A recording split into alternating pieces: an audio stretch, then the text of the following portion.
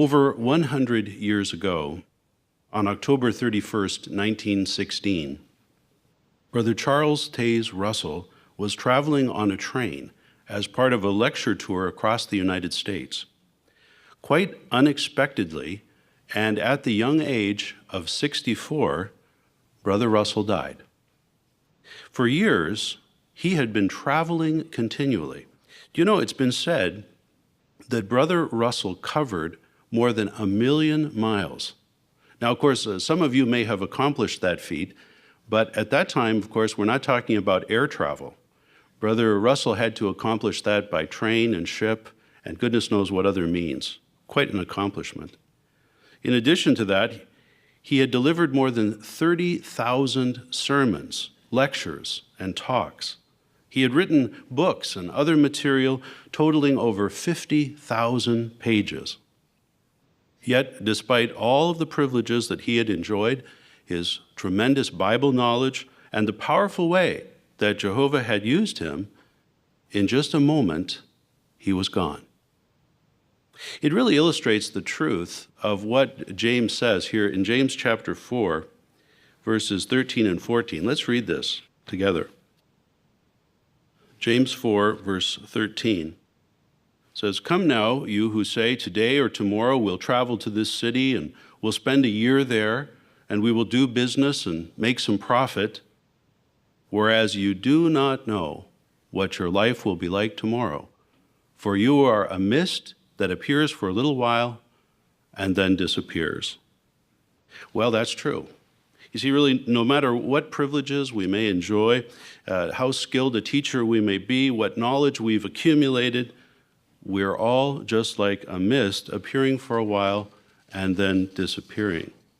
Well, this is an idea that occurs over and over again in the Scriptures, and really with the purpose of encouraging all of us to take a close and sober and serious look at the way that we use our lives, and even more importantly, how we use them to serve Jehovah. In Luke chapter 12, you'll remember that Jesus taught an illustration regarding a rich man. Do you remember this? Let's open our Bibles and read it together. Luke chapter 12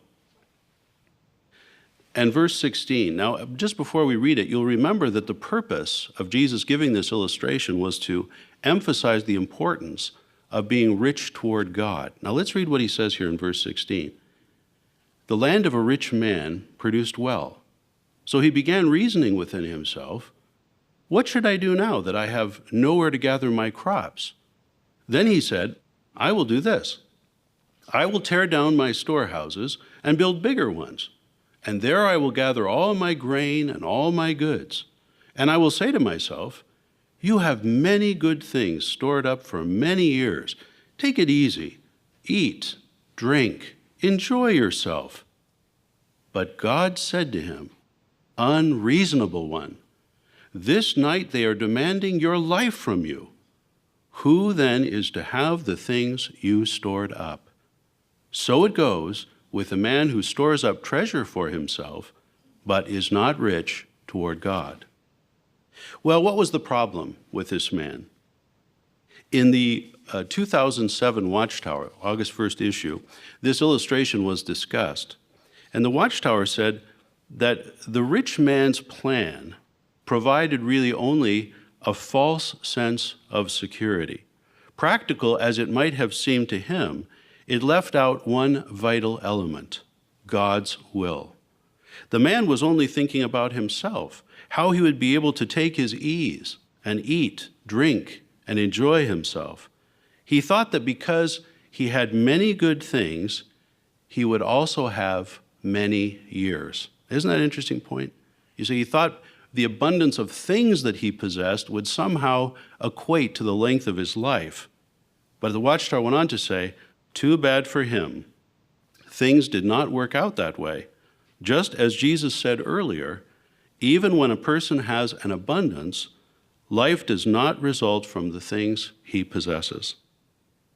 Well, that brings us back to James chapter 4. Let's go back there again and look at what verse 15 says. You see, after commenting on how our life is just like a mist appearing, then verse 15 says, Instead, you should say, if Jehovah wills, we will live and do this or that.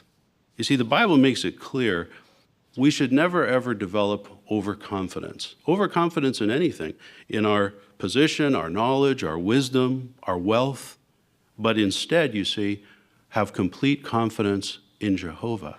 Really, our only hope, our only confidence is with Jehovah. Now, this applies not just to our view of life itself, but really also to our view of all of our activities. You see, in that verse in James chapter 4, it says not just about our life, but about whether we will do this or do that. So it really applies to all of the different things that we do every day. Recently, we've been hearing reports of increasing persecution in various lands, including Russia. Now, when we hear those reports, perhaps we begin to think right away that this is something that could only happen in a faraway land. You see, in countries like the United States and Canada, those who are listening to this program, perhaps we have the attitude that, well, this freedom of worship that we enjoy is always going to be here, and it will never change. But it's interesting to consider what happened in one case in 1972 in the country of Singapore. On January the 12th, 1972, a missionary who was serving at the branch received a letter suddenly hand-delivered to him saying that he was banished from the country and must leave within 2 weeks. Now, this brother had been serving there peacefully for 23 years, everything going along very smoothly. 2 days later, the Kingdom Hall was padlocked. All the literature was banned in the country. The bank accounts that belonged to the branch and to the congregation were all seized. Well, suddenly, and very unexpectedly, our work and all of our activities had been banned in that country. Well, now, what do we learn from this? Is it to teach us that we should live in some kind of morbid fear that our work is going to be banned at any moment? Well, what's the real reality of what happened in Singapore? How did those unexpected events affect our brothers in that land? Well, they were not broken. Looking to Jehovah with complete confidence, they continued to find ways to worship Jehovah. And Jehovah has blessed their efforts right up until this present day. So, brothers, it's true. As James chapter 4 teaches us, life in this system is really filled with uncertainty.